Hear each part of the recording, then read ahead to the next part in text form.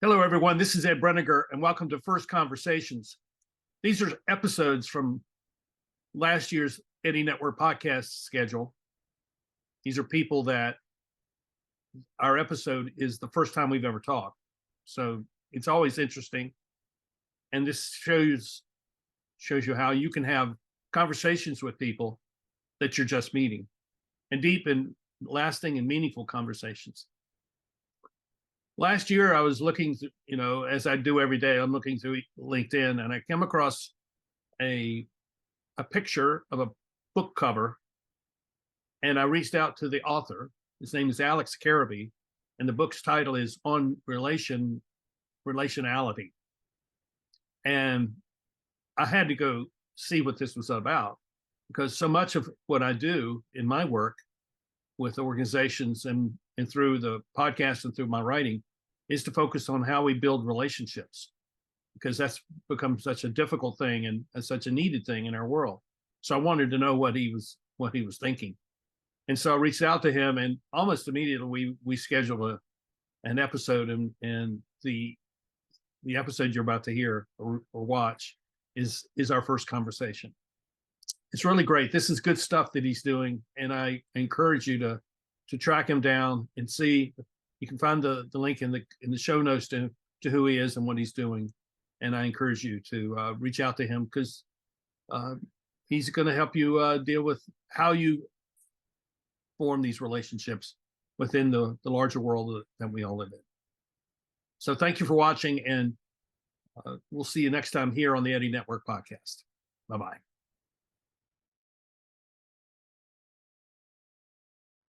Hello, everyone. This is Ed Brenniger, and welcome to the Eddie Network podcast. My guest today is Alex Carabi, and Alex has written a book that I absolutely love called On Relationality. I got that right, didn't I, Alex? Yes, you did. How about that?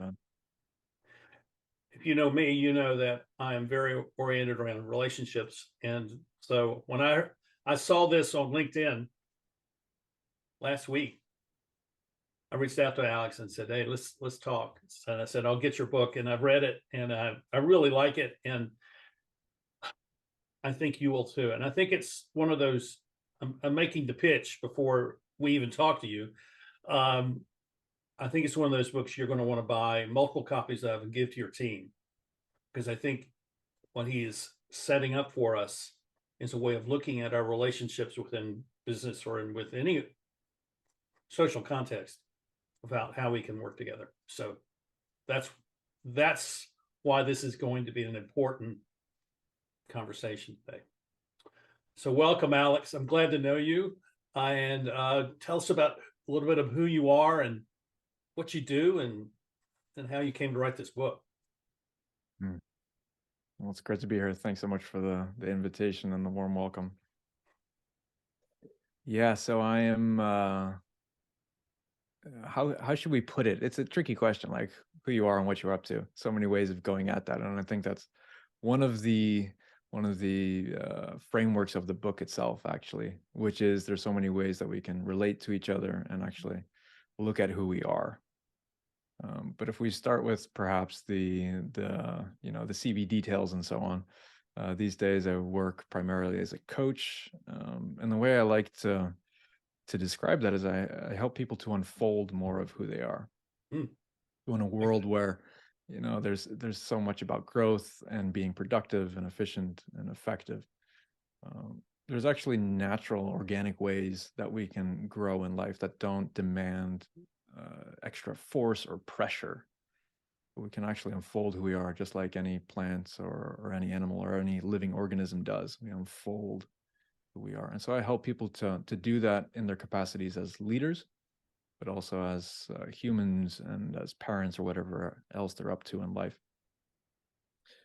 And so I do that as a coach, working with leaders from around the world, helping them essentially to become more of who they are as leaders and to become more effective in that process. But again, without trying hard, and instead just kind of showing up as who they are. I also help run and facilitate a space called Yellow, which I've co-founded with a colleague of mine, Rob Poynton, and it's a space where we bring together small groups of people for 6 months, and we take them on a journey into the unknown. It's an unscripted, curriculum-free program of learning and self-development, you could say. Hmm.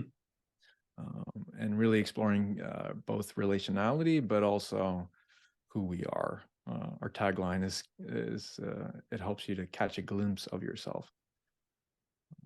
So that's something I get up to. And I also facilitate and help host coaching trainings for an online coaching platform called Coaches Rising, which runs coaching training for hundreds of people from around the world. And as you mentioned, I've recently come out with a book called On Relationality, which touches on some key and core themes to what I believe in and how I work with people. And it's based upon the ideas of the philosopher Martin Buber, who had a lot to say about relationality. And I've taken his ideas and interwoven them with some of my own thinking that is very much influenced from coaching work, but also therapeutic, developmental trauma healing work as well. So that's a bit about who I am and what I'm up to. And yeah, let's see where we go from here. You got me where you were describing how to help coach people without putting pressure on. Oh my! I said, how does he do that? I want to know how do you do that because there is, maybe it's an American thing, but there is so much pressure put on all of us to perform and to excel and be at the top of our game all the time, and it's it's. I mean, I feel it. I mean, I know everyone else feels it, and I'm probably less of more immune to that kind of stuff than most people, but I still feel it. I mean, I'm up at usually 4 a.m. working, and there's pressure to produce. I got to write, got to write. Then I got to do the post production on tomorrow's podcast. I mean, so how we'll get to your book in a minute, but how do you frame a conversation with a client where you're actually releasing them from this pressure? Yeah, so the way I like to think about it is that we essentially learn, many of us learn, to put extensive pressure on ourselves, right? So there might be pressure in society, or that's how we like to talk about it. But essentially, the deep kind of pain and difficulty with all of this is the pressure we put on ourselves. And it's actually quite relentless if you dig into people and their backgrounds and their experience of life. And just to notice how much of a filter it is actually to see the world and see oneself through this lens of pressure. And I need to work hard. I need to put pressure on myself. And so one way that I work with people around that is to say, well, that's number one, that's pretty interesting. Number two, how do you do that? Like, I'm curious because it shows up differently in all of us. How do you actually do this? And so people will generally say, yeah, I, talk to myself in a certain way. I put these expectations on myself. Okay, that's interesting. So that's kind of the experience of it. How does that sit in your body or in your emotional realm? So we get to know all parts of us, not just the cognitive. But then to also inquire into, so let's play around with the idea that one day you wake up and you are not putting any pressure on yourself whatsoever. What's wrong with that picture? Or what might you lose that you value? And in most cases, the response is something akin to, ooh, but without that pressure, I would lose my drive. I would lose kind of any impetus to actually make things happen. So I think very early on, many of us learn that this pressure, because we know it so well and we've learned it for various reasons, which we can look at. But one assumption I hold is that every strategy that we have in life is ultimately serving some purpose. Maybe decades ago when we were children and had to adopt that strategy to receive attention, love, support, care. But nevertheless, we kind of want to honor it and we don't want to judge it. But when we notice and honor that strategy of pressuring oneself, we can see that if it started very early and it was crucial to our survival, then it kind of gets fused with our identity, and it gets fused with anything we achieve in life. And so, disentangling these becomes an impossibility. It's something we don't even want to dare contemplate because we're scared that we'll lose everything we value and even ourselves. So these are some of the kind of entry points that I might enter into discussion and conversation around someone around these themes. That's really insightful, because I think when that entangling creates a level of comfort, even Right. though it's difficult, and when we Yep. disentangle that, it creates some trauma. At the same time, it's also freeing us. So it's a complicated thing. From what I'm hearing you say, and Yeah, which they talk about that as I learned it as we experience in those moments when we contemplate releasing ourselves of that as an illusion of release. It's an illusion of what might happen when we're released from that strategy. And it's illusion not to deny the person's experience of it, because Right. if they feel it's really scary, it's scary. Like, I don't want to deny that. But it's an illusion in the sense that my life might be threatened, or it's an illusion that I might not be myself if I'm not pressuring myself anymore, or I might expose myself to danger. That's probably not the case today. It was probably 40 years ago, Yeah. definitely, but not so much today. So how many of these folks that you work with come to you having the sense, I mean, it's explicit in what they say, that they're in transition and they don't know where their transition is leading them? Ultimately, all, but not always in an explicit transition. So people will generally come to me when there is something, there's either kind of a pebble in their shoe. It sounds like something's kind of off, right? And I sense I need to look at something here. Or they're in kind of a corporate setting or running a startup or whatever, and they're just faced with either, again, pressuring themselves or pressure from the environment, wanting to step up in their leadership capacities and communication skills. Or people who have, done their thing for a while, either run a business or something else, and now, having done that for a while, maybe sold their business, left that job, are entering into transition in that, they want to start the next phase of their life, the second half of their life, and are unsure or insecure about who they are or what they want that to look like.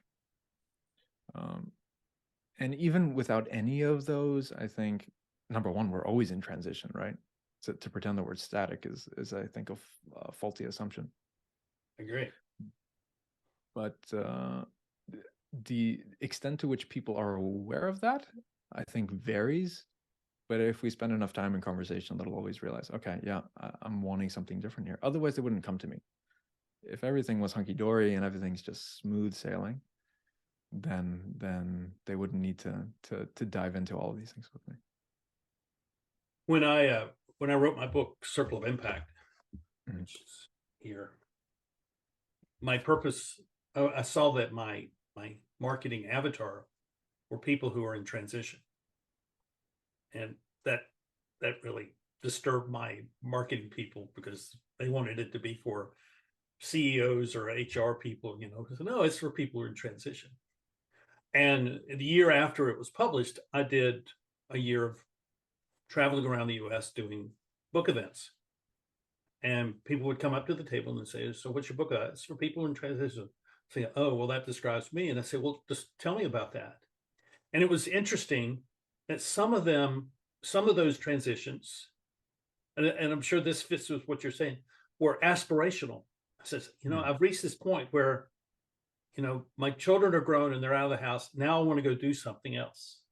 Or my husband left me and I don't know what to do.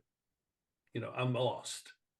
And so there are all these transitions that we're going through, and the pressure for some people is, what am I going to do? And the pressure for other people is, how can I get into this and move through it fast so I can get to the next thing? I mean, it's this metaphor of pressure, I think, is really very very apt for where we are in our world today. And Yeah. it's really a great thing.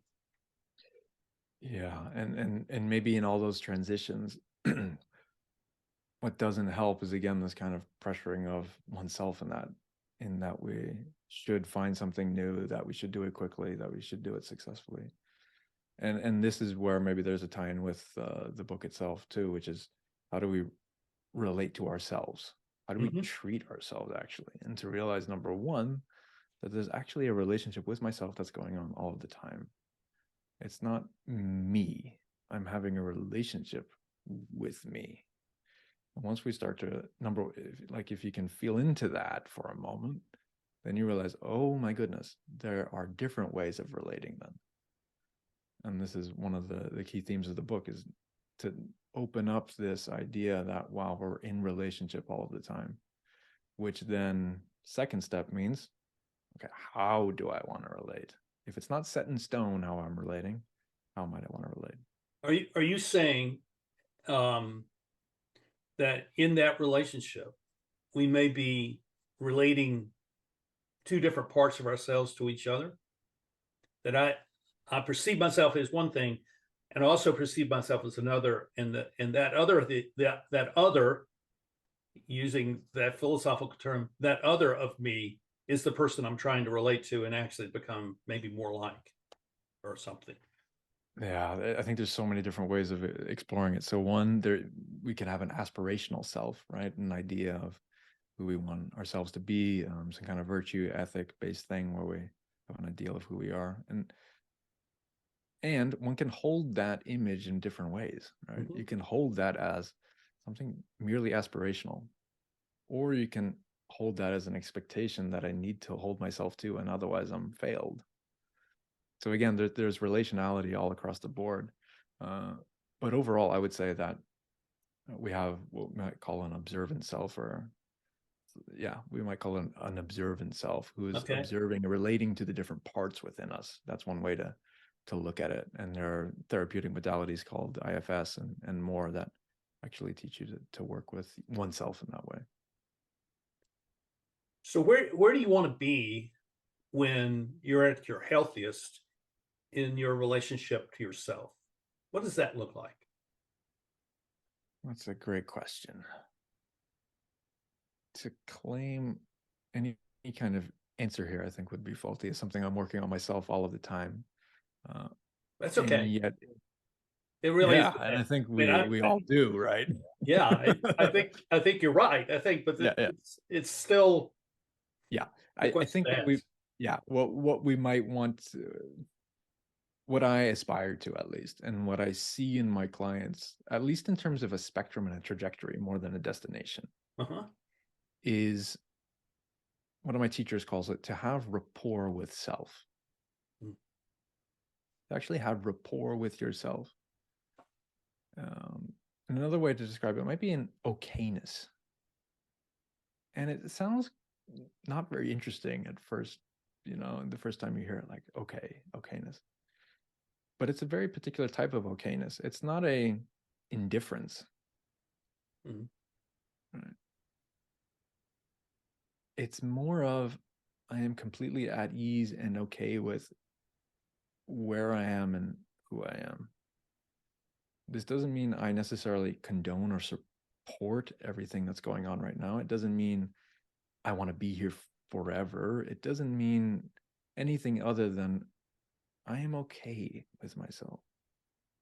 And I am not fighting against who I am. I am not judging myself or wanting to be anything other than what I am now. And actually, not only do I not want to be anything other, I am deeply and intrinsically grateful to be me here now. And even if I face challenges or strange or difficult, challenging thought patterns, I am relating to all of that as something that's actually a gift in a certain sense. It's a gift in my experience that I can feel all of this and have the potential and time to actually move through it if I want to. And maybe it takes a lifetime or several lifetimes. And yet I'm experiencing this, and that's amazing. And so these would be some of the components that I would say would be a healthy and effective relationship with self. But again, work in progress, I think, for all of us. So how do you take Martin Buber's concepts and apply that in those situations? In this situation or in general? Yeah. Well, in the situation of the self, because Okay. you know, we have the, I mean, you begin with the I, it, Mhm. the I, thou, and I think that's an important concept. That's very important. I mean, it's the important concept to understand from Buber. And I think that's important for our people that are watching and listening to understand that. So how do you describe that, and then how does that lead into healthy relationship building? Let's just call it that. Yeah, so Buber had in his kind of seminal work, it's a slim volume called I and Thou from 1923. He proposed these two different ways of essentially relating. His fundamental assumption number one was actually that we're always in relationship with everything, with existence, ourselves, other people. All is relationship. But then based on that assumption, he had two categories, you might say, of how we can relate. And I like to view these more as a spectrum and not necessarily a black and white dichotomy. But for the sake of argument and clarification, two categories. The first he called the I, it. I almost mixed them up there. The I, it. And in the I, it relationship, we relate to what we meet as an object. And we reduce it to its component parts, and we label. And we're very much occupied by instrumental value and use. Right, so you might relate to this pen as a pen. It's something I can use to write. I can hold it in my hand, flip it around. I can isolate what it's made of in terms of component parts. Ultimately, it's molecules and atoms. It's this very kind of reductive, instrumental use way of attending and relating to the world. Then he went on to describe what he calls the I-thou relationship. And in the I-thou relationship, words become a bit tricky because all of our language is based on a subject-object structure. But ultimately, I-thou is subject to subject. And you're not relating to what you meet as a thing or an object that you can pin down. You're simply engaging and becoming immersed in that relational encounter, becoming subsumed in relation. You become bound up in relation with the other, as he describes it. Time and space feel a bit different, and you're simply there, and the other is there. There's this timeless quality to it. And I think many of us maybe have experienced this in deep intimacy, or with a newborn child, in nature. You can have these moments of just everything fading away, and you're just there with what is. And Buber was very clear to point out that it's not that either of these is better than the other, or that we can live with only one of them, because we need to build a bridge or make things happen in the world. We do need our fair share of I-it encounters, but I think we run into difficulty and make things not only challenging, but it's quite sad in a way when we only live in the I-it. Buber said that himself too, that, you know, the human being cannot live in I-thou alone, because every thou is destined to become an it. But the human who lives in I-it alone is not a human. That is not a very human realm. That is not where we experience life. It's actually the opposite. It's an extraction and deadening of life. And so his invitation is really to not create more I-thou encounters, because you cannot create them. They come to us by grace, he points out. But what we can do is do the work, the inner work, to open ourselves up and ready ourselves to be open to and ready for the thou when that time comes. And so to bring this back to your initial question, how does this kind of relate to, there's going to be a lot of puns here. relate to how we relate with ourselves. And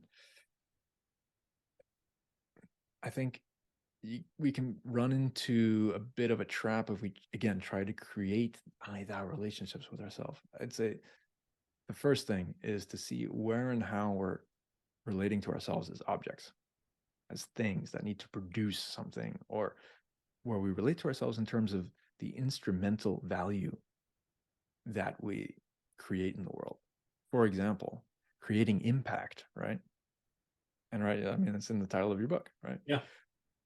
There's nothing wrong with impact, but depending on how we hold that term, we can end up, even though it's kind of an appreciated, often used word in the world today to somehow signify more than just what's the dichotomy here? It's like, I want to have an impact on the world, people say, right? Right. There's a way in which that can become an instrumental target, a KPI, just like a machine has. Mm-hmm. What's my output, and how can I measure it? And as long as I have a lot of impact for a lot of people, I'll be okay. But until that day comes, I'm failed. And that's one way we can hold impact in terms of our relationship with ourselves. And that's an I-it kind of relationship with impact. As opposed to, I think, another way of viewing it, which is simply, as a result of me being in the world, I will have an influence on my surroundings, and my surroundings will have an influence on me. And that is an impact. And how can I get out of my own way so that I can let all of this happen in its purest, most organic form? Not pretending that I am the creator, actually, of all of this, but I am more of a channel. I'm more of a vehicle for what wants to happen in and through me in the world. It seems like that we hear that I, it, I, thou, and we automatically go to seeing that as a binary choice. Yeah. When it's not binary at all. It's rather much more of an environment, or an ecosystem, or a setting where both of those are referenced in the moment that they need to be referenced.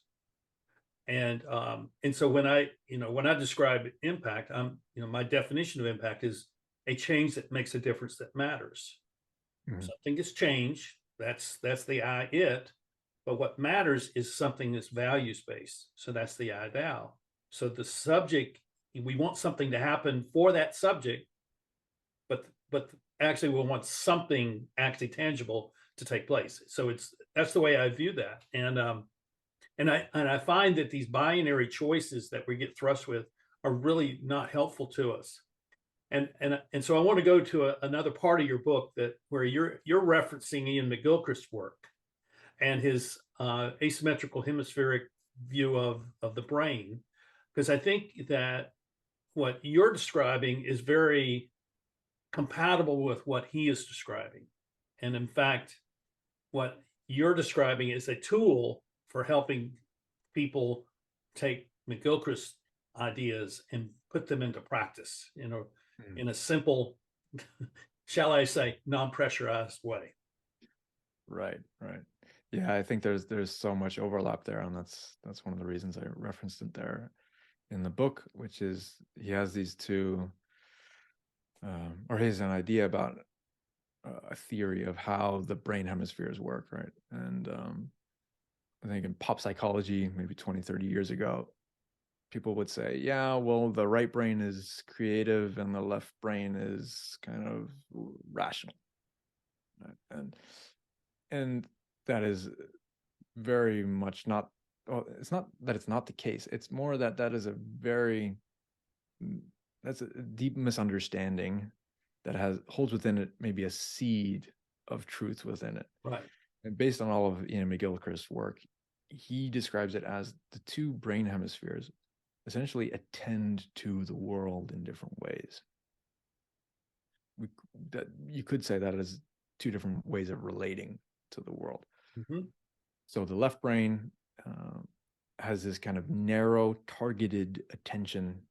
Again, it reduces things down to parts. It's very much occupied, again, by instrumental value use and so on. And the right brain sees context, wholeness, harmony, balance. It understands metaphor, poetry, and so on. And McGilchrist, again, makes it clear that we need both. But if we rely exclusively on the left brain, that is akin to forms of schizophrenia and psychopathology. And what we see in society is, quite interestingly, more and more kind of an externalization of that left brain. We're incentivizing it more and more.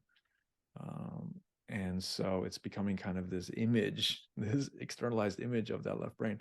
And he points out that what we want is a proper balance here, but a proper balance is not 50-50. And this is what's been called by Jonathan Rowson the McGilchrist maneuver, which is to say that it's not that we need union over division. What we need is the union of division and union. Yeah. And it's the same thing with the brain hemispheres, because the way the brain processes is that it starts in the right brain, in which you kind of, the information that comes at you, and you see it in its context and wholeness first. Then, based on that picture, you break it down into its component parts, kind of isolating things and so on. Mm-hmm. But the crucial move is then to send that information back into the right hemisphere so it can be recontextualized. And so this is I think the move that we really need to make, which is to honor both and to actually remember what's a little more important at the same time. Yeah, I totally agree. And I think his work is brilliant. And I think we're going to see a lot of people like yourself applying it in really very productive, valuable ways. I think that's actually one thing that I have seen in our work with Yellow, so this online space where we bring together small groups of people. Is actually not that we intended it at all, but it has actually ended up being a way of actually tapping into more right hemisphere ways of being in the world. For example, we start each session with, of course, there's a check-in, sort of people just chit-chatting about what's going on, but then we do a formalized check-in. And the way we do that is, and this was nothing we'd planned, but it just kind of emerged. I always improvise a check-in question, an embodied kind of check-in warm-up exercise, and then a question for people to check in with themselves. And all of that is improvised based on the chit-chat in the beginning. So that earlier this week, we had someone talk about gardening. And so I said, okay, today's kind of warm-up exercise is to move like a flower. Right? And on the face of it, it sounds like a preposterous question, right? How do you move like a flower? Flowers don't move. But then when you're actually forced to, or invited to play around with this for a moment, you realize, oh, wow, like a flower moves all the time. You know, there's wind blowing back and forth. It's growing, it's decaying, it's moving out to the sun, you know, during day and closing a bit at night. And then after that, the check-in question was, what seeds are being planted right now? And all of these questions, kind of a bit wacky as though they might sound, they disrupt our normal patterns of just answering, how are you? I'm fine, right? And you have to step into another way of being. You have to actually apply this metaphorical right hemisphere way of being in the world. And that allows you to get in touch with something else, and even a deeper reality, I would say. Mm-hmm.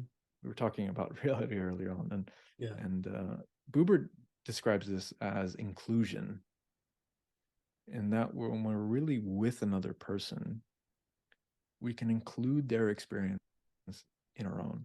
And this is deeper and more profound than empathy, which can be this kind of at a distance, I kind of feel and empathize with where you are. Inclusion goes deeper. It's like, I'm going to include all of your experience in my own as if it were my own. And Buber described this as imagining the real. And imagination, not in a sense of like fantasy or confabulation, but as our way of actually getting in touch with things that are even more real than the surface might show. And so whether it's metaphor or inclusion or something else, I think we have, if we want to, a whole range of tools at our disposal to actually get in touch with more than the surface appearance of our experience. Yeah, I totally get that, and I totally agree with you. And I think it's I like the inclusion idea, because it forces us out of a listening posture of an analytical listening posture, of listening to, oh, I'm going to remember the points that they're making, instead of I'm going to feel what they're feeling, and identify with those feelings, and put myself into that situation. And it's, if you can learn to do that, then your capacity for building relationships grows exponentially, because you can actually start a relationship at a place that is much further down the road, shall we say, than you would if you were simply doing it by the normal process of, okay, where are you from? Like I asked you, where are you from? What do you do? You know, that sort of thing. But the point of that is to find how the person says that, and that and how they say it is as important as what they're saying.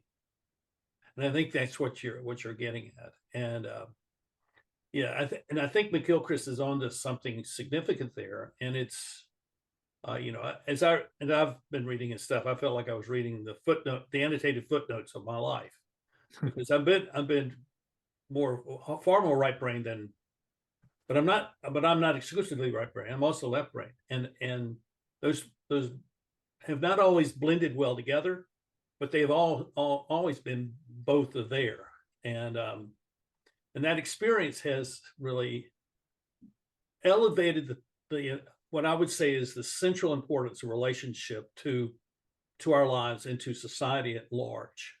So let's take a few minutes to talk about that, because I think ultimately, if all they hear from us is, well, this is how we can manage relationships, and not see how significant relationships are to the whole of our lives and the whole of society, then we would need to come back and do that again in another podcast. So let's talk about that for a second, because I think it's really important.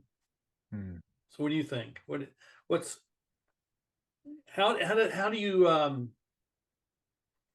you address that with people when their perception of most of their relationships is that they're transactional, and we're here to kind of make agreements and create exchanges so that we can survive and thrive in the world that we have.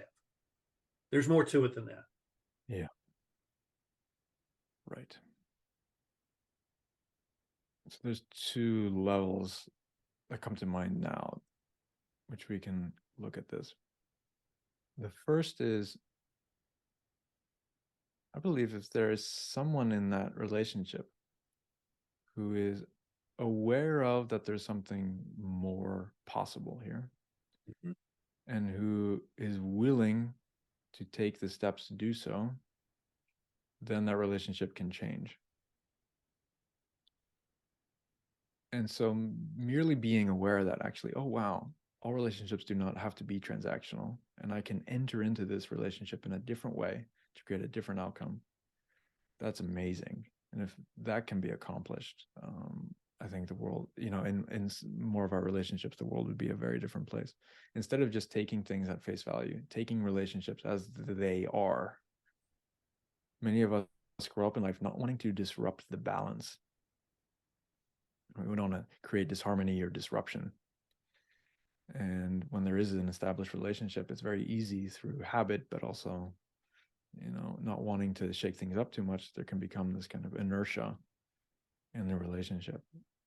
And so, again, becoming aware that there is a possibility to change the relationship, but also to do the inner work that's needed to be ready for that. Because transactional relationships,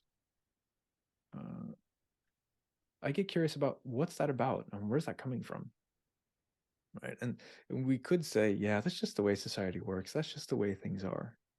Anytime someone says that's just the way things are, I get really curious. Because no, that's not just the way things are. No. There's reasons for that. And let's look at some of those reasons. Yeah. So, for example,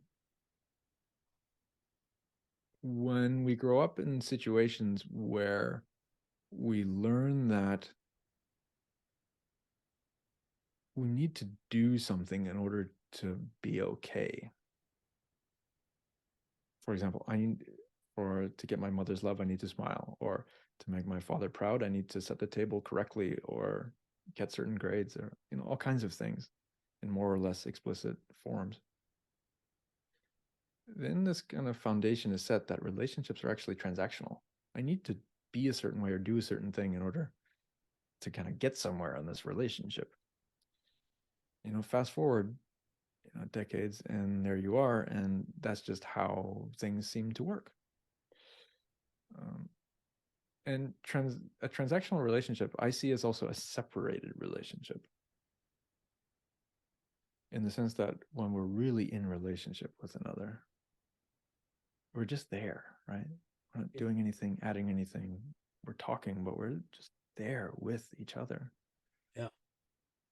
And if we view that as more of our natural state, not that there's one natural state, but again, that doesn't take any effort really in the purest sense. It's the transactional form that takes effort. It doesn't look like effort because that's, again, how things appear to be. But it's actually that takes effort. It takes effort to separate oneself. And why do we separate ourselves? Well, that's the natural response to overwhelming traumatic situations in life. That is what the body, or not only the body, our organism, it's how any life form relates to something that's too much. When it's too much, we separate it and we numb and dissociate that pain so we can move on with our lives. But the cost of that numbness or dissociation, or like dissociation into the mind, is another symptom. Right. It's too painful here. You go live up here. When all of this separation happens, that means that we don't have access to the feeling capacities that were there. And if we can't feel each other, then we separate. And when you take individual forms of overwhelm and trauma, collective forms, cultural, societal forms, all of a sudden you have this whole heap that we're standing on and living on top of. And so we're interacting in these transactional ways and we think it's normal, but actually there's so much unprocessed, unresolved pain, grief, and so on underneath. That means that transactional relationships are our way of kind of getting through life. And I'm saying this back to your initial question because I think a certain point of curiosity, humility, and understanding is important in these transactional relationships. To not judge them and not to claim that either I'm bad because I'm relating transactionally, or the other person are bad, or this is bad. No, there's actually something much deeper going on here. And if we can have some respect for that, then we don't need to fight against the transactional relationship, because then it just, as soon as we fight against it, it just gets worse, right? And instead to go, Yeah, oh, yeah. wow, I'm protecting something here. And that's we okay. sort of need just to be honest about it. Yeah. Okay, this is the way it is.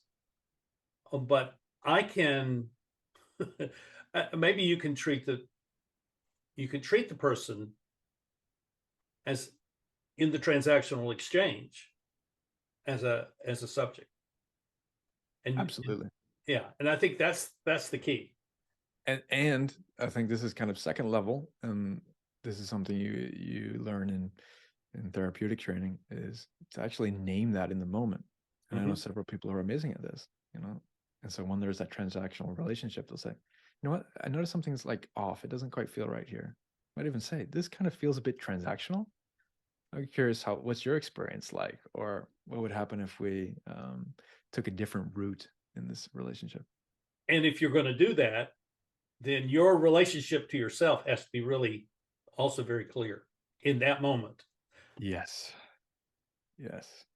Right. It's not to overcomplicate things. It's really not that complicated. Unless you're totally in your left brain and you're looking at it from a highly analytical point of view, then it becomes complicated. But if you've pulled that into your right brain, then it becomes much more natural and much more real, and you're intuitively seeing what's going on, and so you actually know what to do and how to Right. say the right things. So much of that is actually honoring and noticing and becoming better at noticing one's intuition, because the intuition is the radar for when these things are off or wrong. And so, yeah, honoring and noticing your intuition and then acting on it, and acting on it because this is what's happening, not because of some intellectual analytical analysis that, oh, okay, because he said these things, it's kind of a transactional relationship. But that, no, it's just, I feel something's a bit kind of off here. Let's explore that together. Like, do you feel the same? Yeah, for sure. Yeah, this is really great stuff, and I hope people are grasping hold of that, because if you can learn how to manage your relationships in this way, you're going to find yourself free of a lot of pressure, and you're going to find yourself becoming a resource for other people in the kind of way that you want to be, I think. So what was it that drove you to write this? And then what is it that you'd like to see people get from this and do with this? What led me to write it was several things. One was just deep fascination with Martin Buber's work. It just ended up scribbling all of the pages I was reading and couldn't get enough. And at a certain point, I realized, oh, wow, maybe I should do something with this. Because a lot of people engage with Martin Buber's work, especially I've noticed in Germany. Of course, I mean, he was kind of from the area, or grew up in most of Central Europe when he was younger. And also in the States, I hear a lot of people who have studied him in college. I did. And many people who have read his work find it a bit difficult to grasp. He writes in a very interesting, lyrical, poetic style. I love it. Some people find it very difficult to engage with. But nevertheless, I saw that, oh, wow, this is somehow more difficult maybe than it needs to be. And how can I, or not more than it needs to be, but given that it is 100 years later, I think there are ways in which we can bring these ideas to life in simpler ways, perhaps. Mm-hmm. And so that was one reason. The second was I'd begun to really dive deep into becoming as effective as I could be in the work I do. And in coaching work, there are different levels you can play at that. You can kind of work at the surface tactical level, and there's nothing wrong with that. That's amazing. And yet I found myself drawn to the deeper realms of our experience. And the more I did that, the more I realized that so much of the work is actually relational. There's a way in which you can do coaching, which is at a distance, separate. And you can ask the person over there, what are you thinking? And how are you acting? And what are your thought patterns and all the rest? What do you want to achieve? There's a way to actually bring relation into that encounter. And you're using the relational information to actually move deeper. So for example, someone might feel scared when sharing something or feel vulnerable. Instead of just passing over that, you actually use that in a relational encounter. Because ultimately, what a lot of our pain comes from unhealthy relationships. And what can restore that and heal that is actually a more healthy relationship where we meet those emotions. We don't push them away, jump over them. We actually meet them, include them, welcome them. And so by working more relationally, I just saw that the work I was doing with people had a totally different effect. And so it was kind of a mix of wanting to bring these things together in Martin Buber's language. And then ultimately, by engaging with Martin Buber's work and others, I noticed I had a very different experience of life, which was something that was much closer, less separate. Because you can relate to life as like, yeah, there's nature out there and there's the world out there, but I'm here and it's all out there. But Buber's work is an invitation to actually realize, oh no, wow, it's not over there. I'm bound up in relationship with everything. And so if I am bound up in relation, then I will treat it very differently. Yeah. The world is nothing but atoms, molecules, and a resource. And there's no reason I should treat it well. But if I'm inherently part of it, and it's as much me as the rest of me and everything else here, then I'm going to treat it very differently. I'm going to have some respect, kindness, and so on in how I interact. And so all of these ideas and changes within myself and in my work led me to writing this, which was initially a couple of chapters or essays, really, but that then turned into a book. And so what I'm hoping for people in this is, I'm very careful about saying what they should, or I hope they get from it, because everyone gets something different, right? And that's amazing. Yeah, that's great. And if there is one thing, it is, again, to just play around with holding the assumption that everything is relational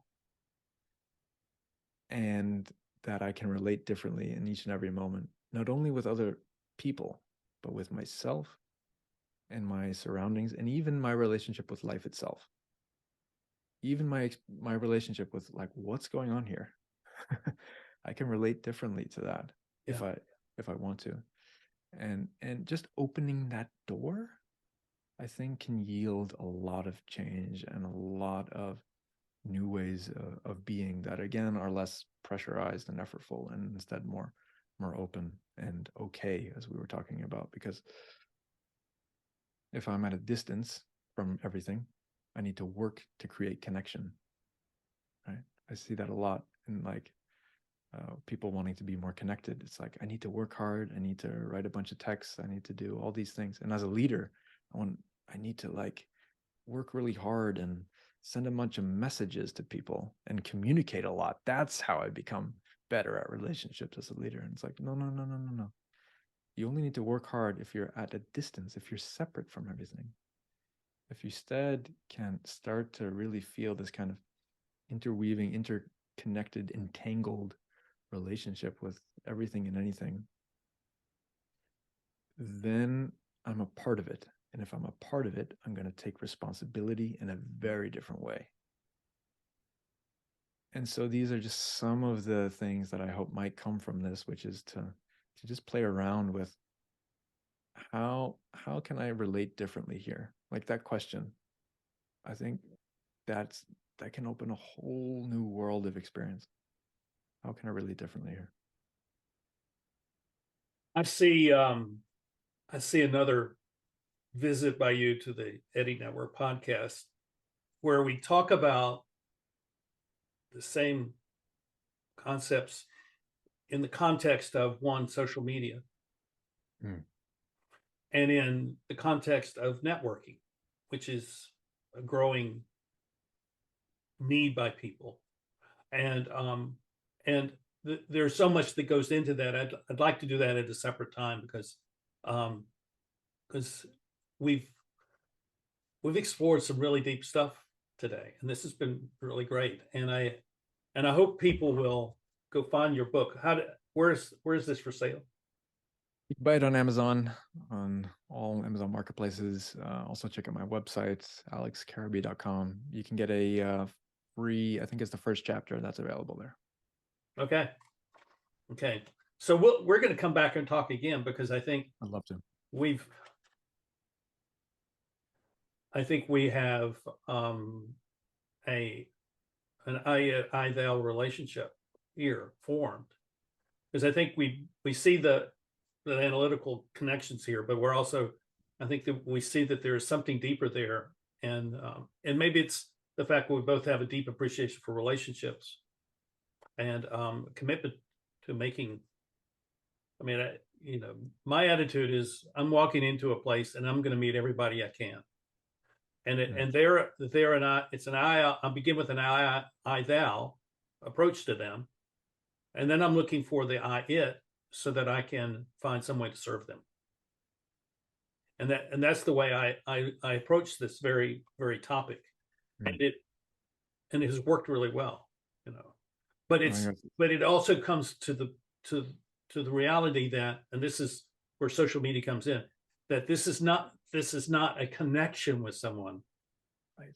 This is a direct relationship with someone, and with direct being kind of the optimum word there. Right. Connection is a word that's been abused and misunderstood and misused, I think, a lot. Yeah. And so I would love to come back at some point. I think this is a lovely kind of start to our relationship here. And I think the word you said there, meet, like when you go into the coffee shop and you meet people. Yeah.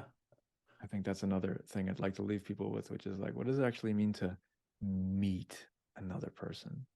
And I can feel this in some moments with you here, where like we're meeting. And sometimes, there's some analytical thinking going on, and that's amazing too. And right, when you really meet someone, like what's that like? And how can that happen? Exactly. I'm actually encountering. Yeah. And it's an affirmation of them. When you reach out to them, you're affirming who they are. You're saying, I don't know who you are, but I am interested in who you are. And I don't want anything from you. I just want to meet you. I want to help. Right. And it never fails to make a difference. Makes a difference. That's it's impact. Right. Buber talked about that as confirmation, in the sense that when you meet another in this way, you are confirming their existence. You're confirming their existence in their past, their present, and their future. Yeah. And so it's an amazing gift that we can give to others, not by doing anything, but by simply being there and confirming that, yes, you are here and you are here now, and I'm with you here now. That is a gift of the highest order. Yes, it is. Okay. Well, we could go on all day about this. Hey, thank you, Alex. This has been fantastic. Thank you so much, Ed. I really enjoyed this. Looking forward to next time. Me too. And everyone, thank you for watching. And I wish you would respond. Leave a question, leave a comment, as well as subscribe and like, but engage with us in conversation, because this is what we're talking about. We're not just an it, we're a thou, and we would like to see you as a thou and not simply as the abstraction called a watcher or a listener. So let's talk and let's have a conversation. Thank you for watching the Eddie Network podcast, and we'll see you again real soon. Thank you very much, and see you later, Alex. Take care. Thank you. Bye. Bye-bye.